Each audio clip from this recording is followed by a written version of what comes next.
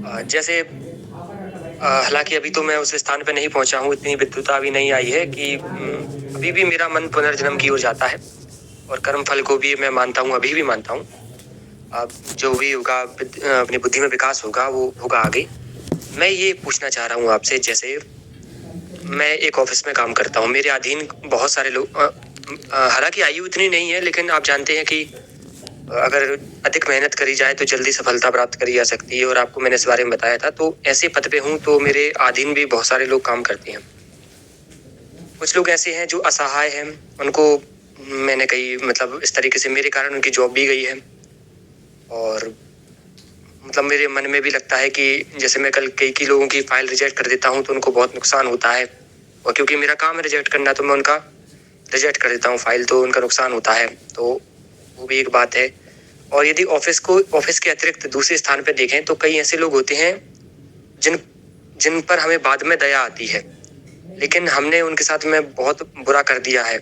वो हमें छोड़ के चले गए हैं या उन्होंने हमसे संबंध खत्म कर लिए हैं और वो जा चुके हैं। अब हम उनमें कुछ नहीं कर सकते, हमारे हाथ में केवल पछतावा बचता है। अब यदि हम किसी और व्यक्ति जैसे आर्य समाज से पूछें तो वो कहेंगे कि तुम उसे सुधार सकते हो कर्मों के फल द्वारा, वो तो कर्मों का फल तो मिलेगा। ये जो भी उनकी बातें, उनके तर्क सुनकर मन को शांति तो मिलती है, लेकिन ऐसी है कि अब हम कुछ कर नहीं सकते उसमें। वो जो हो चुका है वो हो चुका है, पछतावा बस मन में बैठा हुआ है। इसमें मैं जैसे आपने कहा कि इसी जन्म में सब कुछ है, अगला कोई जन्म है नहीं। जो भी आपके विचार हैं या आप जैसे वेद के आधार पे कहते हैं, जो भी वेद के विचार हैं, तो मैं आपसे ये पूछना चाह रहा हूँ, मुख्य प्रश्न ये है कि जो पछतावा मन में है, जिसके लिए अब कुछ नहीं किया जा सकता, जो मन में बैठ गया है, और दुख तो है मन में, मन ऐसा चाहता है कि कम से कम उसकी सजा तो हमें मिलनी ही चाहिए। मन चाहता है ताकि एक मन में जो भाव बैठा हुआ है, गांठ बंधी हुई है, वो गांठ खुल जाए। तो इसके लिए क्या उपाय किया जाना चाहिए?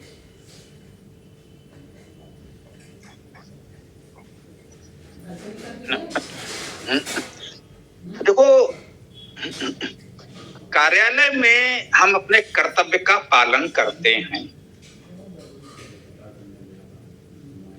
मान लीजिए किसी को आपको सेवा में रखना ही है। हमारे पास 2 स्थान हैं, 20 लोग आ गए, तो उनमें से जो सर्वोत्तम 2 हैं हम उनको चुनेंगे। अपने संस्थान की नीतियों आवश्यकता को देखते हुए हम निश्चित रूप से उनमें जो हमें सर्वोत्तम लगेंगे उनको हम चुन लेंगे कि भाई कितना वेतन देना है, क्या कार्य लेना है, उसके अनुरूप जो न्यूनतम वेतन पर सबसे अच्छा कार्य करने की स्थिति में हो, हम उसको चयन कर लेंगे। ये हमारा कर्तव्य है। कहीं थोड़ा बहुत अवसर मिला है तो ये मैंने भी किया है। अब स्वाभाविक है कि 2 हमें चाहिए और 4, 6, 10, 20 आए हैं तो सबको तो हम नहीं रख सकते, तो किसी को तो नकारना पड़ेगा ही। हाँ, अब उसमें चयन करते समय यदि हमें अधिकार है तो हम ये भी कर सकते हैं कि हम ये भी देख लें उसमें सर्वाधिक आवश्यकता किसको है।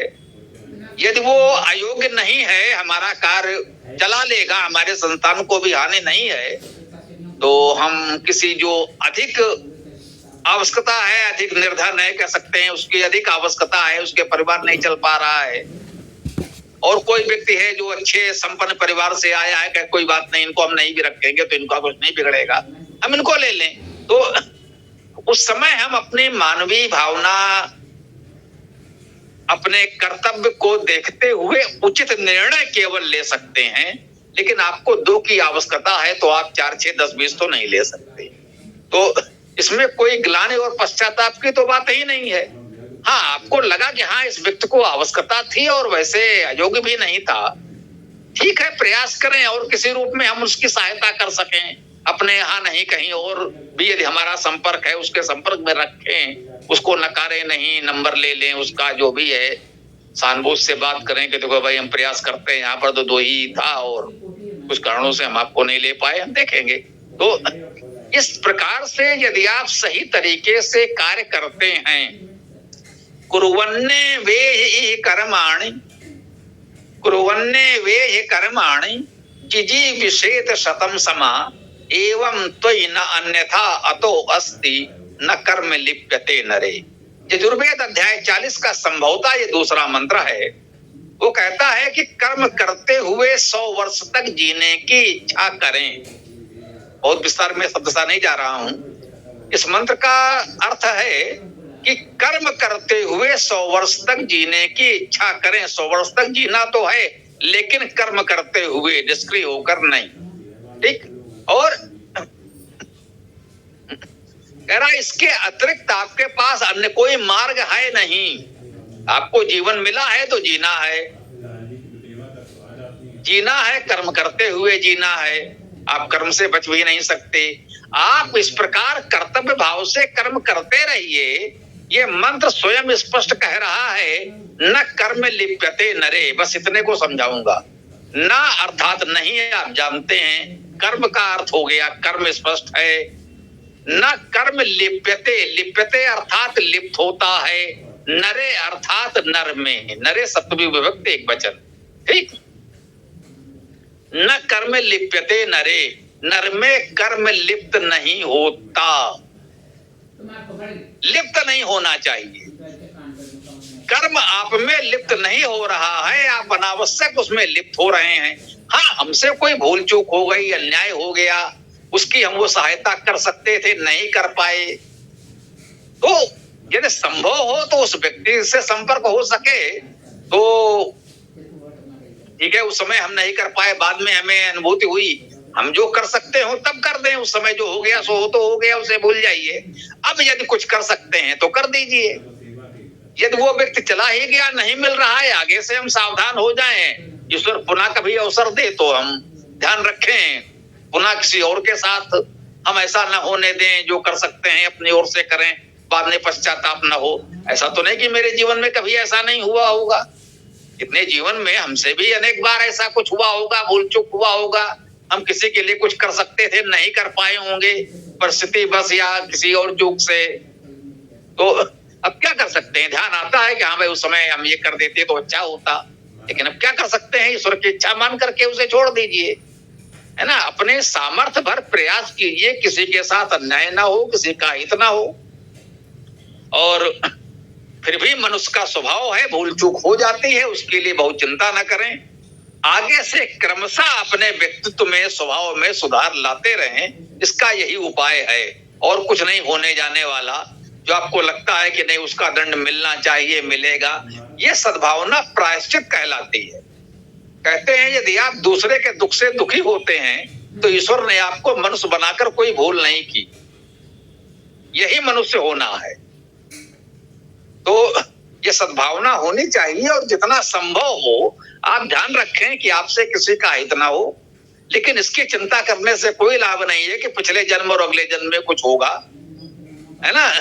किसी के साथ कोई अन्याय हुआ, बोले पिछले जन्म में इसने अन्याय किया होगा इसलिए हो रहा है।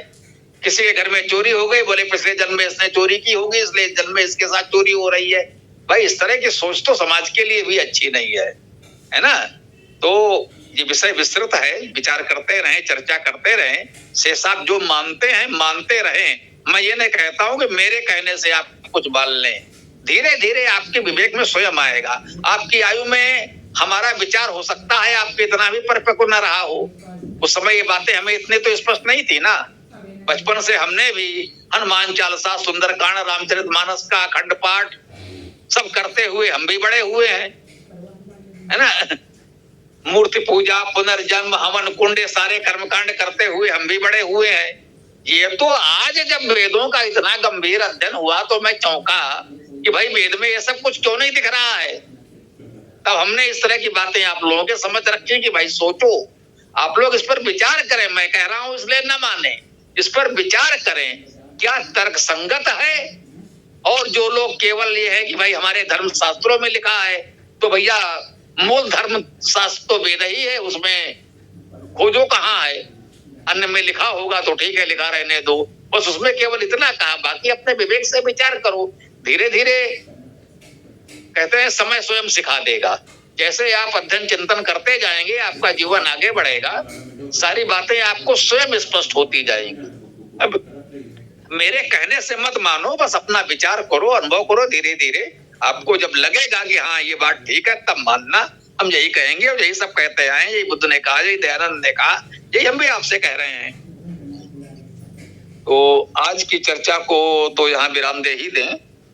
कल से जैसे भी व्यवस्था होगी देखा जाएगा। कल से दूसरी गोष्ठी भी बना लेना तो बना लेना। हाँ, इतना अवश्य कह दें अमन, सद्भावना से ये कहना कि जितने लोग इसमें जुड़ते हैं सब लोग जुड़ें, अच्छी बात है। अब हम आशा करते हैं, अपेक्षा करते हैं, लेकिन ये ना करें कि भाई इन सबको जुड़ना ही चाहिए या इसका कोई दायित्व गौरव जी या किसी को उठाना ही चाहिए। गौरव जी पर हम कितना बोझ डाल सकते हैं? सुबह से लेकर के पूरा दिन उनका हमारे वेद कार्य में ही बीतता है, तो भाई उसकी सीमाएं हैं।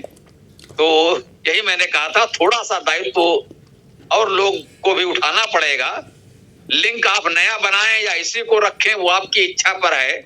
उस लिंक को शेयर करना, लोगों तक पहुंचाना, इसमें जुड़ना, ये कोई आपसे कहेगा तो नहीं। आप लिंक का केवल शेयर कर सकते हैं, जिसको जुड़ना हो जुड़ जाए। और उसके बाद रह गई बात रिकॉर्डिंग की, तो जो चाहे रिकॉर्डिंग करें। हम कहते हैं अधिक से अधिक लोग रिकॉर्डिंग करें, आप सब लोग रिकॉर्डिंग करें, कुछ समय रखें, यूट्यूब पर उसको डाल दें। जब यूट्यूब पर चला जाए तो फिर अपना अपना डाटा जो चाहे डिलीट भी कर सकता है। भाई आपका उपकरण भर रहा है अधिक डाटा से,